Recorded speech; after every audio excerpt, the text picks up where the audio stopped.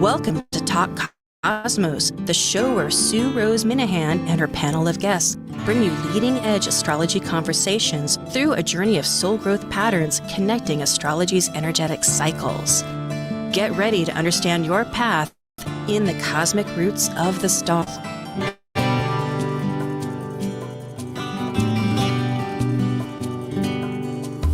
Hi, yes, and a happy, glorious 2022. Happy New Year to everybody. On whatever side, however you're living, I really am working and asking and hoping that there's joy that infiltrates into our moments that go, yeah, I'm alive and this is a good thing. I'm going to work with it. So we are talking on January 2nd with the Moonbeam Team, and it's going to be about the Capricorn New Moon, which is today. What a great kick. It's like we're getting all those intentions. So that'll be a whole conversation. And then in 2 weeks, on the 17th of January, is a Cancer full moon. How iconically classic can that be when the moon is in its own sign? It's really, in some way, the beautiful light we get in the winter at a time when there isn't a lot of light, but we do look at the moon and it is giving every story, every bit of depth that it wants to us, into our souls. So we are ready now for the Moonbeam Team. Including the planets and the entire cosmos for the month's systematic 2-week intervals of the new moon and full moon, plus the annual 4 to 5 eclipses, this is your Moonbeam Team. I'm Sue Rose Minahan, host of Talk Cosmos, an evolutionary astrology and consultant, plus a certified color energy coach. I explore creative expression as an artist, a musician, and write abundantly, stories to poetry. I love investigating mythology's language, philosophizing eternity, and I'm a perpetual student of life, seeing oneness of body, spirit of people, animals, and nature. I'm Elizabeth Liz Machette, certified astrologer, sacred healing counselor, tarotist, and numerologist, providing individual consultations, teaching and tutoring internationally, co-author of Gateways to Change, Keys to Navigating the Seas of Life, currently facilitating workshops in Marysville and Camino Island, Washington. And I'm Sarah Stromley, a craniosacral therapist and founder of Brain Body Therapy in Kirkland, Washington. I'm an evolutionary astrologer that incorporates different forms of horary, location mapping, and medical astrology into my practice. I enjoy uncovering flower and frequencies that also support the mind-body coherence that aid in the healing journey. And as Albert Einstein said, energy is never destroyed. Energy only changes. And of course, we have Justin Crockett Elsie, too, our great astrologer, archetypal spiritualist, consultant, and everything else. Justin, is there anything you want to add about yourself until you get your... No, that's it. You got it. Thank you. Okay. Well, we're just so thrilled to have the four of us. It's a good team. And so here we are, 12 degrees and 20 minutes of Capricorn today on the East Coast at 1:33. So it's already happening. And, I could pull up the chart, but I know Jupiter, a major focus with this, and Jupiter just went into Pisces. So Jupiter is, I guess we have a little echo there going on. Is that me? I don't know. Anyway, and so where we're coming from is already has a new lease on life. We're philosophizing, maybe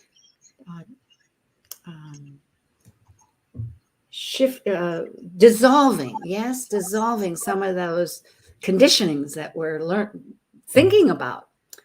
Anyway, what impact or how are the rest of you feeling? Any sense on this? And if you want, we can bring up the chart. Liz, you had some ideas about the cards. Well, yes, but I want to go on Jupiter in Pisces. It's like dream a big dream and don't worry about the how. And welcoming in the year 2022. Um, we're at a new moon phase just beyond the new year. A couple of days, it happened here a couple hours ago, the new moon, and it's a 6 year of family gatherings, marriages, divorce, relationships, births. And it's also the tarot card, the lovers and the devil, which Justin reminded me to not forget the devil. So with the lovers, we have relationships and the two paths, the high road, the low road. All paths lead to the same destination. And then the devil is probably helps give us some stability to get there, even though the card looks kind of weird, but it represents Capricorn also. So it's like a lot of Capricorn energy happening right now. Well, that is good. And Justin, and Sarah too, but Justin, perhaps you want to expand on, because I know you do a lot with tarot, because when we've had other talks about the devil card, Tara all did one, I think in 2019 in January. But it isn't, it's there's energies involved, right? And all the destination, all same destination. If you have feedback about that, because it seems to me that means unity with the Lovers card. Yeah, I have to agree with Liz there. It's a 6 year for the collective, but a lot of people are going to be talking about that 222 there, that palindrome of numbers, which is, as Liz points out, is really about relationship. The twos are about, it's very Aquarian, Libra like. And that's when we look at the Gemini, the Lovers card, the Gemini, and then, of course, the Devil card also just mirrors that, but of the more darker aspects in some ways to relationships. So I think it really is, there's going to be a large focus on relationships this year. And as Sue pointed out, that 6 years is great for marriages, and it's a year of adjustment. We're adjusting to the last 2 years of this pandemic, and now we're going into where it's endemic, but we're adjusting. We're learning to live with it, and we're adjusting to those changes. It certainly seems. Yes, Sarah. I just wanted to add, my knowledge of the devil card in tarot is, my interpretation of that is recognizing the things that control us. So this could, with the energies of this new moon, it's a lot around recognizing the things that we're somewhat addicted to, whether that's sugar or retail therapy or, certain things. It can be, just different things for different people, but just recognizing things that are setting us back and having that awareness allows us the power to realize how to progress forward. Thank you, everybody. And I personally really am looking at that 222. I made a little note on Facebook, which I don't think I actually post a lot, but 2 is in different ways. You can say 2 to tango, to be or not to be with 2, just, different TO. And then also, it comes into 2 and 2 is 4, like the foundational structure of what we have. And then if you bring it into 6 of the directions, north, south, east, west, and then it could be up above or below. And it can also be inside, outside. That gets into 8. I mean, there's so many factors of relationships and dynamics. So it really is interesting to bring it right back to the Lover cards 2 of Gemini with the Capricorn of form, because really they mingle and marry so beautifully, if really when we think about it, because Castor and Pollux, the twins that are, of Gemini, one was mortal, one was immortal. And when the Castor died, when they had that fight, they were always fighting, it seemed. Other people for different reasons, but many relationships. So they had to get together. Pollux was absolutely devastated, and they were gifted that chance to be together in the underworld and in the heavens. So what is that? That's our body and our spirit, yeah? And so it's not, we are a spirit with a body is my own philosophy, that divinity, however we see it, we connect. And yeah, very And that fascinating. Gemini is associated with the Lover's card for those that don't know. And since we're starting the new year, there lots of people make resolutions. It's a new moon. It's time to make your wishes and desires.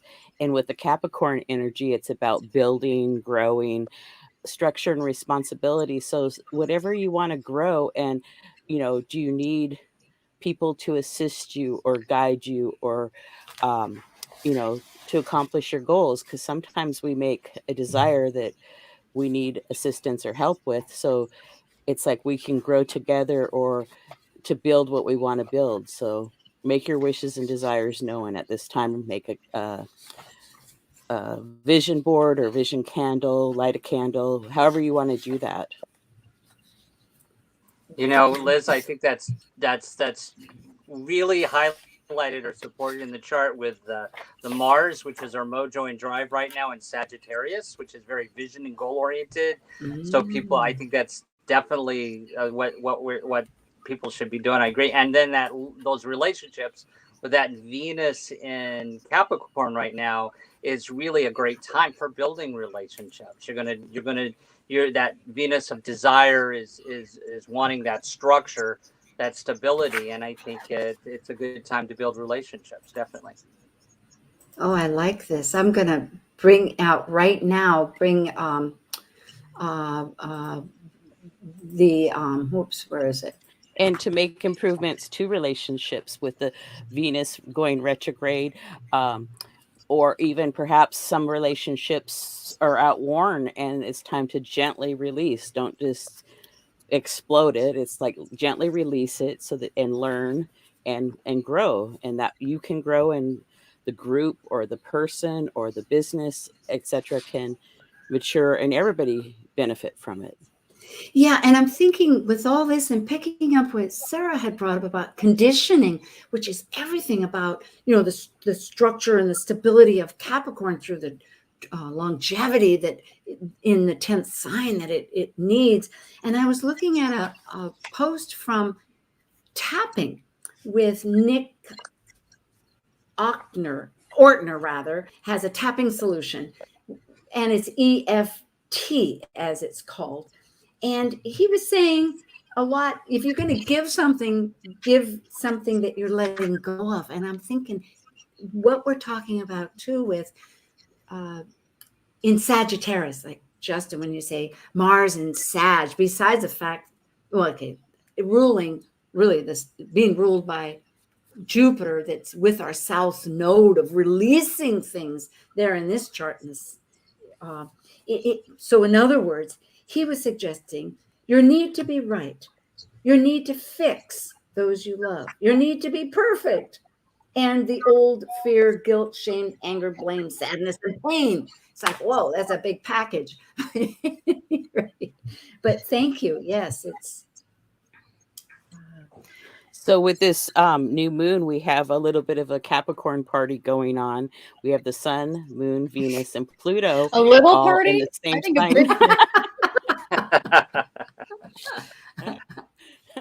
Getting to know you. Yes. And what are they doing in this party? Tell us. Yes. Well, it's like, rebuilding the structure. I would say let your visions be as big and giant as you want, and then like chunk it down. It's like, how are you going to get there? It's in the 9th house in the East Coast chart, so it's about a broad vision.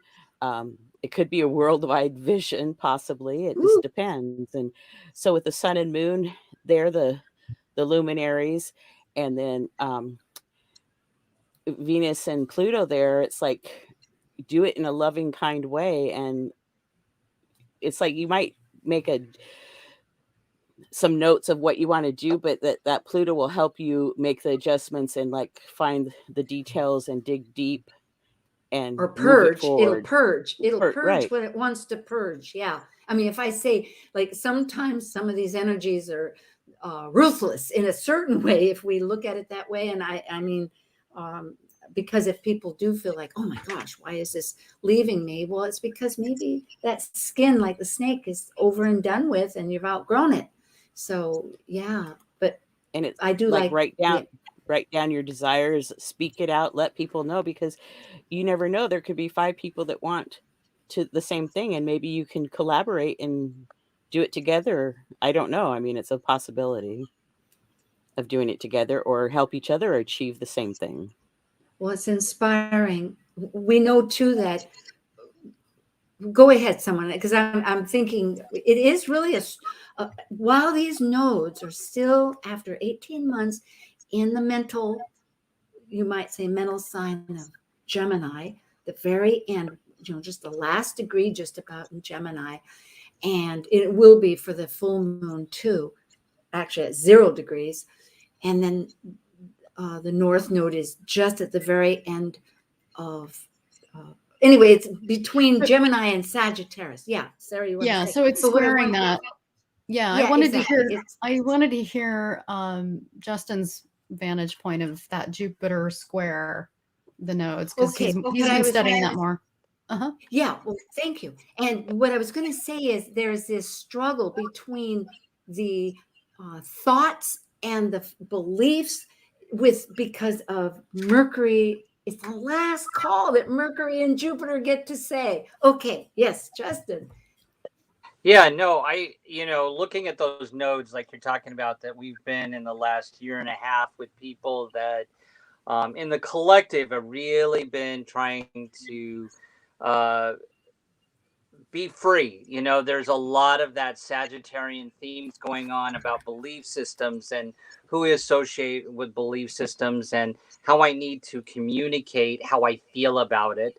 And I think that, we know Jupiter expands and grows, and as it moves into Pisces, we're going to see an increase in our collective of people that are very creative, but also at the same time going to be creating their own reality, which in one way is good. When the way it could, you don't want to go however you feel about that, having some balance with that. But I think I see this square with the nodes at this particular point in time is actually going to maximize that tension between the beliefs and communications and the collective. I think it's going to actually magnify the tension of the square. That's why I feel that may play out. Well, I like that thought because it crystallizes, and Capricorn is crystallization. And once it's crystallized, we can see it. Sometimes it takes a long time to realize what we see, but particularly when you're saying that we have this idea to create our own reality. It's like maybe we really don't see the other person's reality, because in Pisces it's a lot of imagination, which is a good thing, but it can be delusion too. Sarah, did you have some thoughts about that you wanted to add? Well, the nodes are at the anaretic degree of the very last degree of each of these signs, so it's both the intensification and the weakening of those particular energies. And for Gemini, it's about information, and with Sagittarius, that's around belief systems. And here you have Jupiter just changing sign into a more powerful placement of Jupiter moving into to Pisces. So it's we're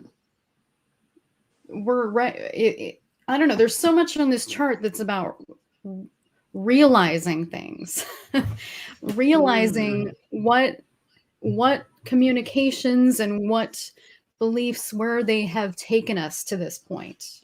And but it also gives, Mars being in Sagittarius, very well supported by that Jupiter, it gives us this incredible ambition. It just adds fuel to that ambition of Capricorn to reach for far-reaching goals. Far-reaching, boy, that supports what Liz has been talking about. I know I do. I have some far-reaching goals, and I appreciate the support, being reminded to go for it. at least in the envisioning part, because I know with manifestation, that's the first idea is you just let it rip. So I guess I have some ripping to do. And yesterday, Mercury ingressed or moved into Aquarius, so it moved also into a new sign too. And to me, Mercury in Aquarius is a little bit easier. Not that one's harder than another, but Capricorn is like wanting to have structure, but moving it into Aquarius, it just feels like a little bit more freedom there, and the inspiration, the juices will flow. It's like those. It's like pay attention those of what sparks, Intuitive sparks, yes. Right, but it's like even if you're a creative soul and you don't think of yourself as intuitive, it's like I just think those intuitive or creative juices are going to flow right now that will assist and help. There's a very special relationship that Mercury has with the sign of Uranus, and Uranus rules Aquarius in the modern terminology. It just allows for this outside the box thinking, innovativeness, creativity, and a determination to break the mold. So yeah. And that's the name of the game, isn't it? Yes. Mm-hmm. What about some Sabians? I know there's thoughts about Sabians here. Before you mention that, I want to mention about Mars there, because I think we're going to see a shift near the end of January. As Venus goes direct on the 29th and we have Mars into Capricorn, I see we're going to see a shift in sort of this train in the collective is going to start, the pedal's going to be being pushed down. We're going to be moving faster, and until that. And then when Jupiter hits Aries, boy, hold on. But I think we'll feel a shift without Mars going in Capricorn near the end of the month. That's a very good point. In fact, I was looking at Venus, because Venus, as we know, is in Capricorn for these 3 months, and it's going to retrograde, and it's really a significant value adjustment that we've been talking about. But it's also at that degree that the conjunction it was in 2020 when time begins to get lost here. Like, what year are we in? We're in 2022, thank you. But so 2 years ago, there was that conjunction between Saturn and Pluto, and that whole stellium with the crew, like you said, the big party, right, that Liz, you're talking about now. And it was really big, and Ceres was in there too, the nurturer. And so it was 22 degrees, and that is exactly, I think, in this chart, which we don't have pulled up. So but in other words, it's a trigger. January, so what happened? January 12th, 2020 was the seed point of a 38-year cycle. And it's something that I am finding more and more interesting to really remember, because it's like everything. There's a moment, you're building a house. Okay, you level the plot. Little I know of building a house. You put, the foundation in, maybe you build a basement. It's a steps, it's a process.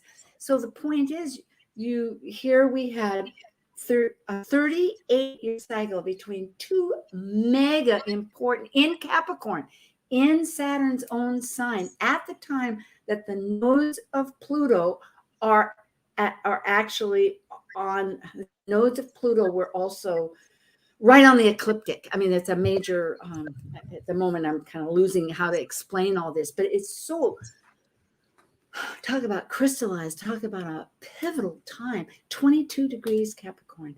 And it's also 22 and a half in a cardinal sign, is a world point, as they call it.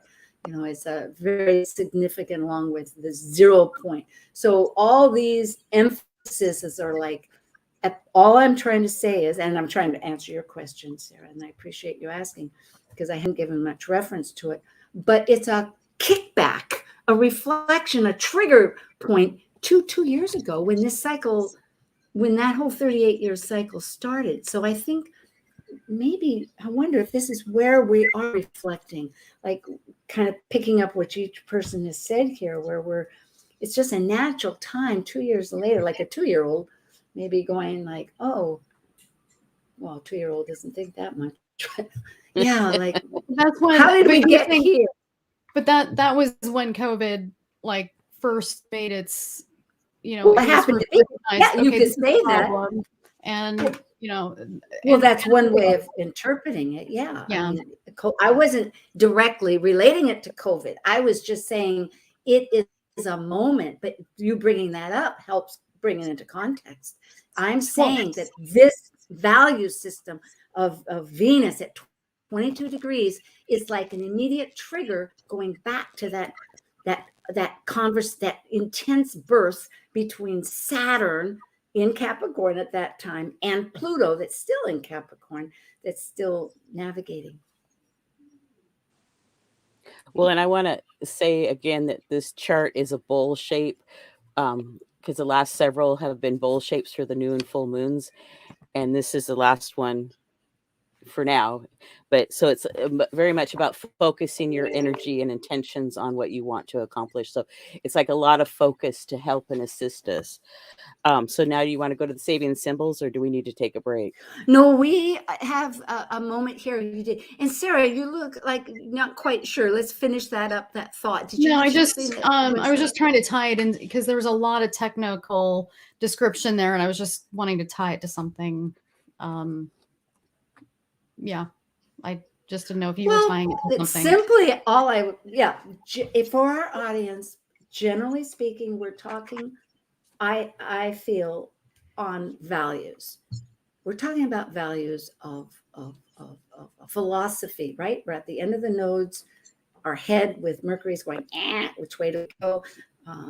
We're trying to purge with the South Node. Jupiter's right in between. It's gone into this area of Pisces that really wants to imagine, and we're still in the crystallized moment of Capricorn. And so what I'm saying is that all of this, whatever's happening, everything that we're talking about, this whole party that's that's jabbering away, is also looking back at a point 2 years ago. And the fact that it was the beginning of COVID is synchronistic. Yeah, it is.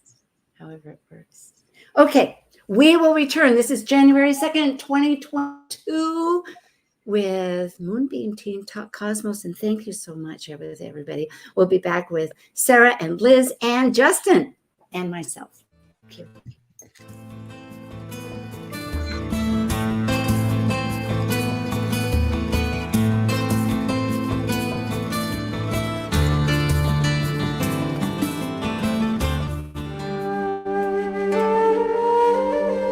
While we take a break from this week's edition of Talk Cosmos, let's take a look at this cycle's archetype.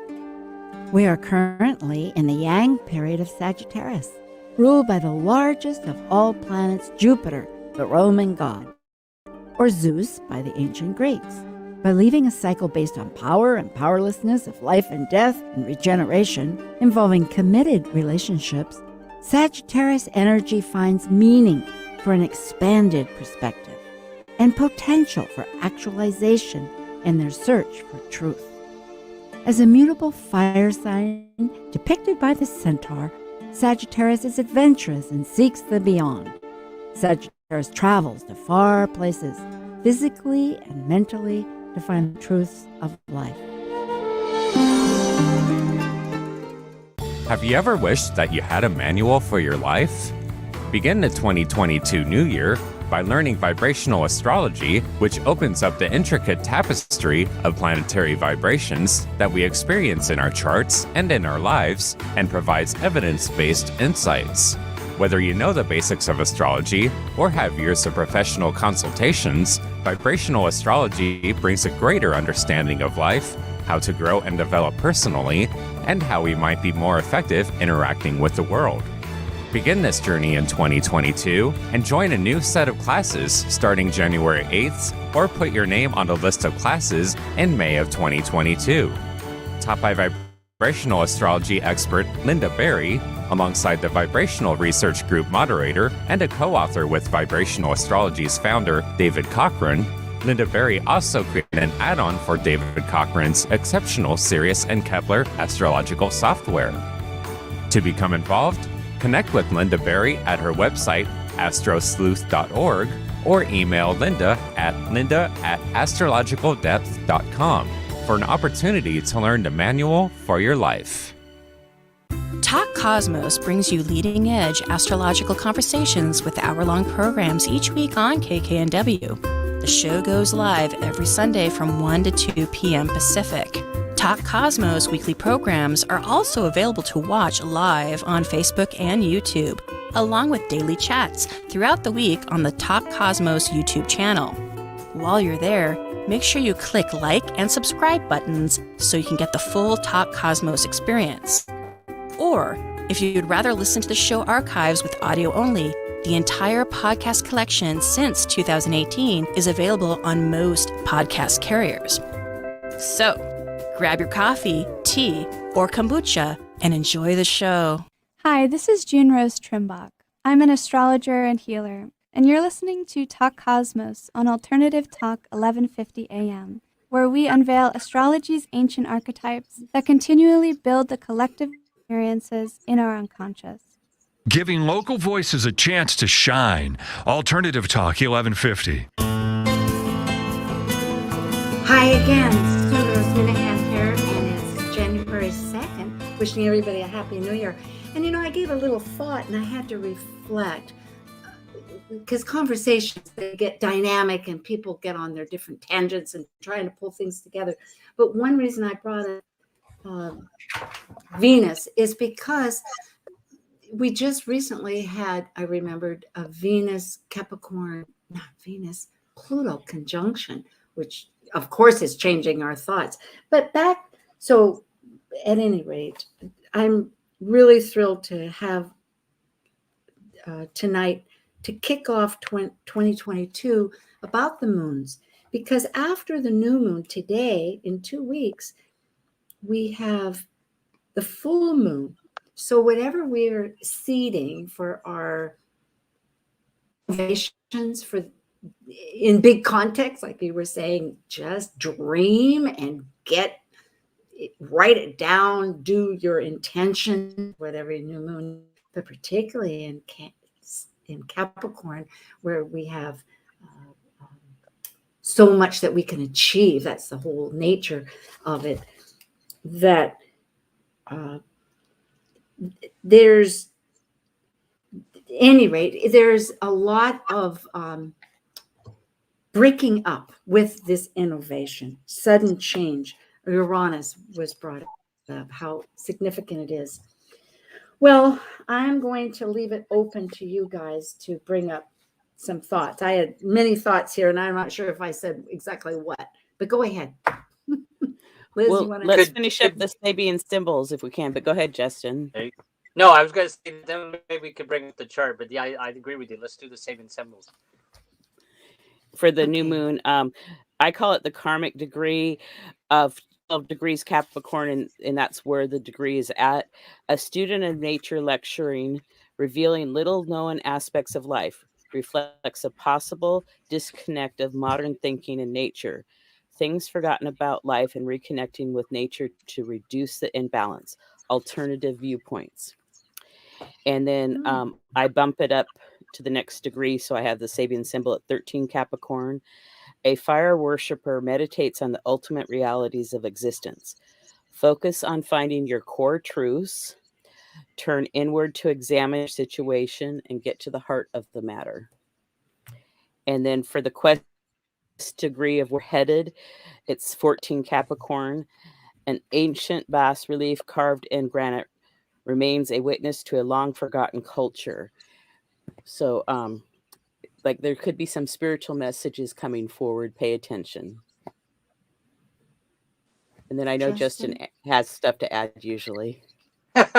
No, I'm really glad you read all three of those, because I was looking at it earlier and I agree with you.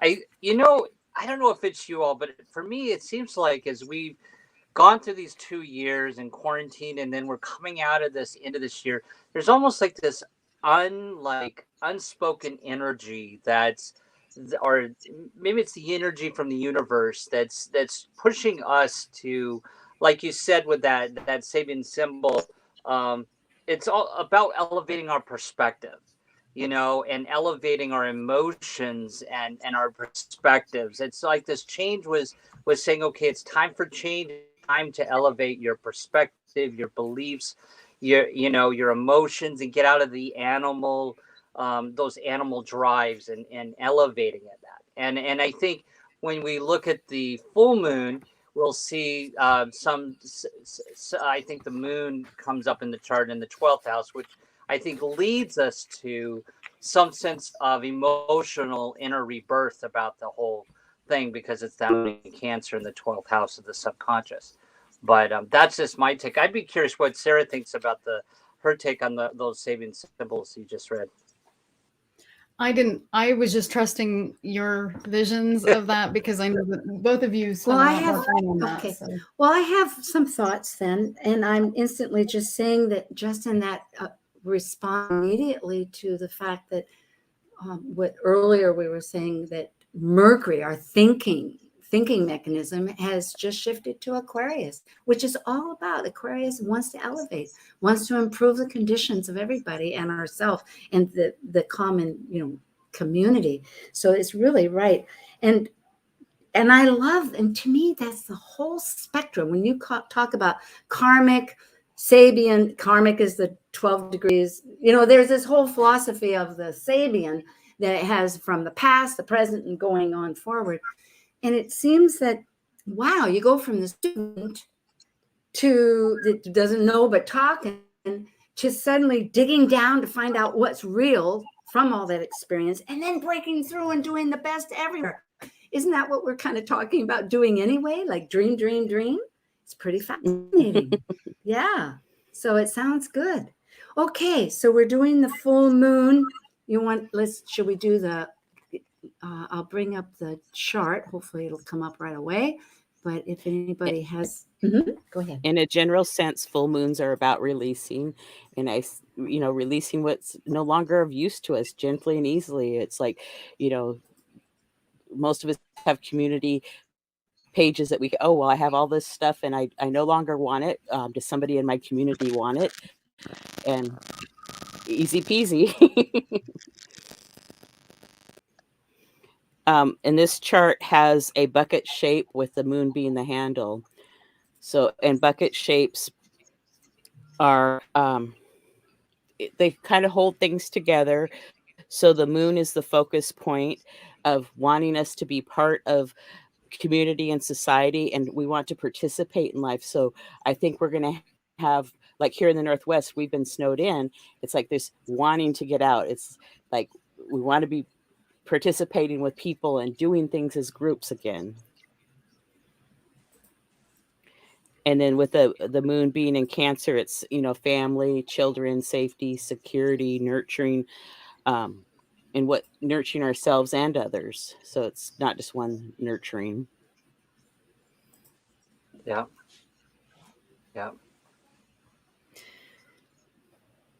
Go ahead, Sarah. Somebody, talk. Somebody. I'm sorry. I'm trying to pull up this full moon is conjunct, or it's opposed Pluto and conjunct the sun. So there's just a lot more impact with this particular full moon. It just feels more intense. It's there's, because we're looking at the Capitol building, in Washington, D.C., for the collective of the United States, it just seems there's a lot of themes. This stellium seemed to fall in the 6th house of health and services, the business services, work, how our servants are serving us, the people that work the front lines, the frontline workers and their particular health, and the considerations of getting the jobs done that need to get done. So some very strong conversations there. And yeah, there's just still this really strong dialogue between Saturn square Uranus. And I think of I've been visualizing them as, the two titans. Uranus was the father of Saturn. And it's almost like, because Saturn is in Uranus's sign, it's like Saturn has had to go back to work for his dad's business, so to speak. But there's this tension, this difficulty, because he's outgrown that role and he wants to innovate it and he wants to make it work better. But he's met with a lot of resistance of what, his father Kronos is being comfortable with and knows and believes what makes the business work and what makes him money. And so it's just this interesting dialogue that I see happening there. I'm glad you bring up mythology. Yeah, I'm glad you bring up mythology, Sarah. I love mythology. And Saturn Cronus for our publics is the same. One is Greek, one is Roman. But what fascinates me in listening to that is to recognize and bring up the fact that Uranus, the god of the heavens, in the original mythology, of course, propagated all life with Gaia, the earth. And right now, Uranus is in the sign of Taurus, which is earth. It's an earth sign, and it's also the material. So in a sense, it's so fascinating that you brought up the idea that Saturn, the sun, is S-U-N, is working for its father. It was like, wow, because the father's back to business. The father's back to saying, hey, I'm propagating here on earth, but meanwhile, maybe it's not working as well as it has been. There is this thought. And then again, there's just a lot of sudden changes with it. So it does bring up interesting ideas about a perspective of maybe, gosh, it's because it's in Aquarius, because that is elevating. Wouldn't it be wonderful if really, truly all these innovations that we're coming across, because we've got new technology happening, we've got new systems of connecting with each other, even polarized and everything else, maybe we'll come up with some new ways of dealing with earth and heaven. I hope people can hear me. I hear a lot of echoing. I don't know why that is. It's a little echoing, but that's right. And this full moon is on January 17th, because I don't know if we said that or not. But then the next day on the 18th, the nodes of the moon shift signs to Taurus and Scorpio. So there's this shift happening, so close to the full moon. I think that energy will be impacted with this full moon too. It's like you'll really feel that energy with that. There's also a mystical rectangle in this chart. And it's the moon, the north node, Ceres, Pluto, Sun, and the south node. So mystical rectangles are like a magical gift. It's opportunity. It's like some magic can happen, but their effort is required. It's not just handed to you, or it just doesn't come to you. So it's like, we can tap into the magic. There's that opportunity there. Yeah. Yeah. We can't hear you, Sue. We can't hear you, Sue. Yeah. Mars and the moon are out of bounds. And they're also in the chart quincunx each other. So they're like in an adjustment relationship. And when planets are out of bounds, they don't act normally how they act. So just keep tabs on your emotions and your energy. Is it like getting chaotic, or is it getting low or extreme? It's like, are you exercising 5 hours instead of 2 hours? Those kind of things. Thank you for telling me that. Go ahead. No, I was just going to add on that, if I could, about what my take on yes. Both what they mentioned, and I like the idea of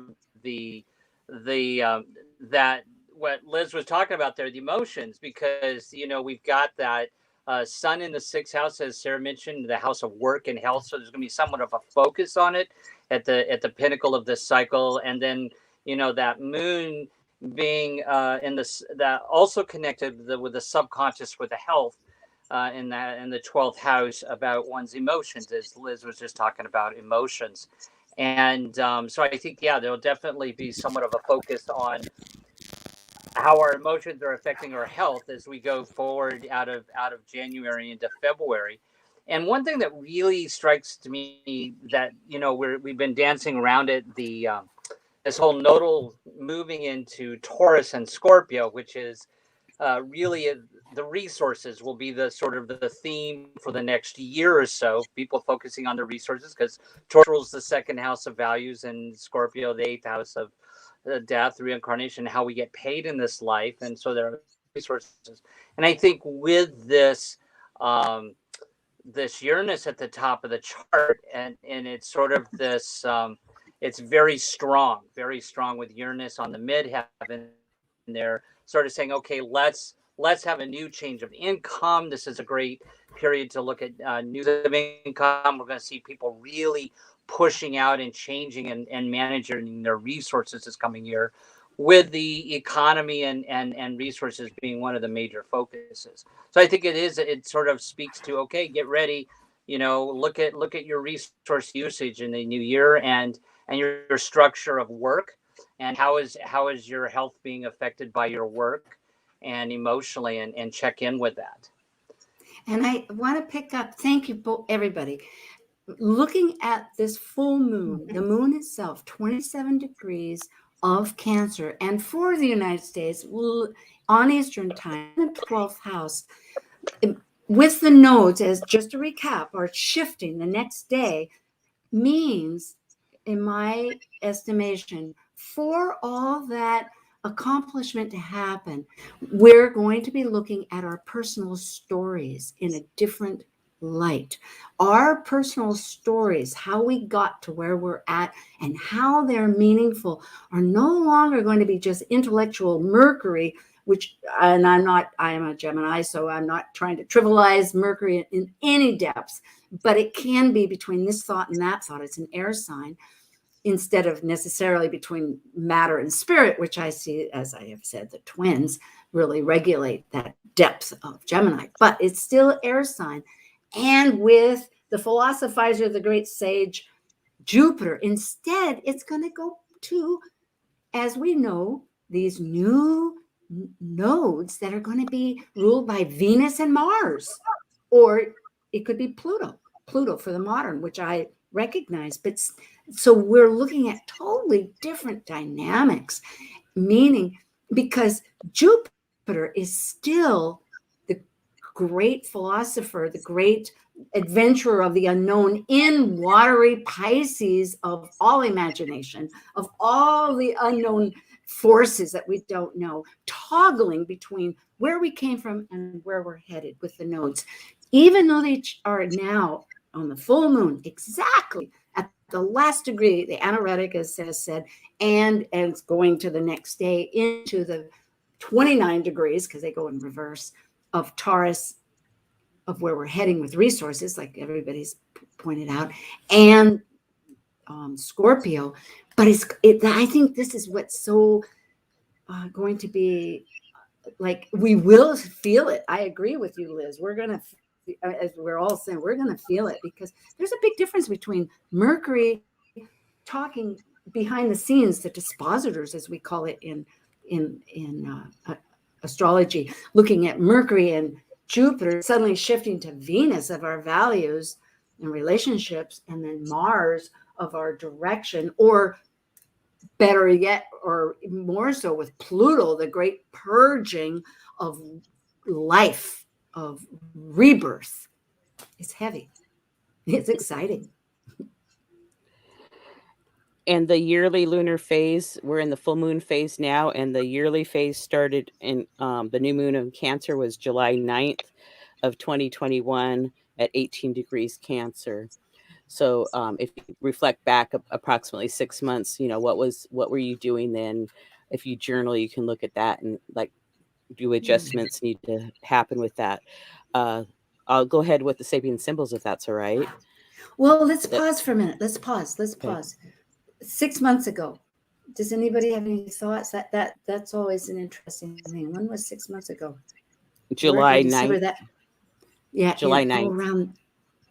of Yeah, 2021. I know Justin was on Talk Cause for 4th of July and did about Sabians and that. But does anybody have any feedback about where we feel like we may have been between there and now? Because that's an interesting dynamic. Well, I know that I was doing a lot of work on my website, and so I've got a lot of it done of what I wanted to do, but I still have a few more things to do, but I've accomplished quite a bit. Yeah, I feel like I'm ready for a new platform in life. Like I've got resituated. That's true. I could understand that. And also with the world, I think it's interesting. We're all feeling like this is a new year, 2022. And as we've said, it's been 2 years since the COVID, as I was talking about the past, and Sarah was, remember, it's the beginning of COVID. But now we know the story in a sense. We kind of know that, well, we've got ways of coping with it, and there is some polarity out there in the world still, but there's avenues to go with. Would you say that maybe the nodes being in Gemini and Sag have helped us find our way through do you understand? Does that make sense? Yes. Okay, well, go Yeah, ahead. I feel like, I got to be honest, from a personal standpoint, I feel that I feel the whole Gemini Sag thing has helped purge some of my beliefs. Letting go of some belief systems, and there's sort of this alignment, with the Aquarian energies of realigning where we are in the collective and what we believe. And I think, that's what I've seen with myself and some friends, that. Me too. Huge. When I go back for the whole cycle, not even 6 months, it's night and day. Yeah. Thank you. And Sarah, And the lunar gestation cycle is 3 years in that new moon. Wait, I wanted to hear if Sarah does. No, okay. I'm jumping around in things I could add, so I'm kind of curious what Liz is saying here. Oh, okay. We'll go on. Okay, very good. And then we have another lunar cycle that's called the lunar gestation cycle that lasts 3 years, and we're in moon phase today, and that started on July 8th of 2020 at 28 degrees Cancer.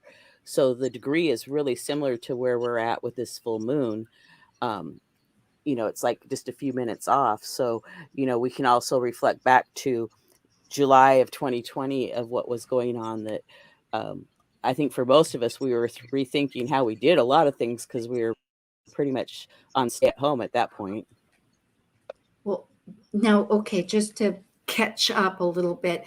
So that would be July 2020, the new moon in Cancer. Yes. Is that right? Mm-hmm. Yes. Okay. Wow, that's when we decided to move to Hawaii. That was huge. Anyway, it was a lot. Sarah, I keep thinking I'm going to hear you're getting up on your brain. Because we're very little time left. I just wanted to point out that Mars is square Neptune in this chart. So, and it's got a lot of juice with Jupiter there. So I interpreted that as just with all the Capricorn energy, there's a lot of ambition. And with the Mars, there's a lot of juice and fuel to that with Mars, of the desire to get things done, the desire to jump ahead. But I think it could, there could be some pretty big mistakes if we're not careful there. Just evaluate before like throwing down the credit card, or just putting just where anger and frustrations or considerations, or just jumping ahead without really reading into the finer details of things. This could be a little trickier. Thank you. I'm glad you brought this up too, because it reminds me, because we're talking about, that suddenly Neptune and Pisces, we have a few moments that really, in our process of reevaluating, maybe we need to go to other sources, like put on the music and dance a little and try to get it re-experience, in a new way, or write a poetry or a poem or something, or see a movie that just really hits us in the heart. Well, gee, it's a great chance to re-begin with all of life and 2022. Thank you, Moonbeam Team. Thank you, everybody. Happy New Year. And yeah, that's right. Onward. And so, do check. Thank you to all our audience. We are so glad, and subscribe, and we'll be back again. This is Moonbeam Team with Justin, Elsie, Liz. I was going to say Liz Taylor, Liz Mouchette, and Sarah Stromley, and Sue. Okay. Thank you for joining us on Talk Cosmos, a show where Sue Rose Minahan and her panel of guests connect soul growth patterns with the energetic cycles of astrology. Be sure to tune in next Sunday at 1 p.m. Pacific Time to continue your journey through the roots of the cosmic pathway.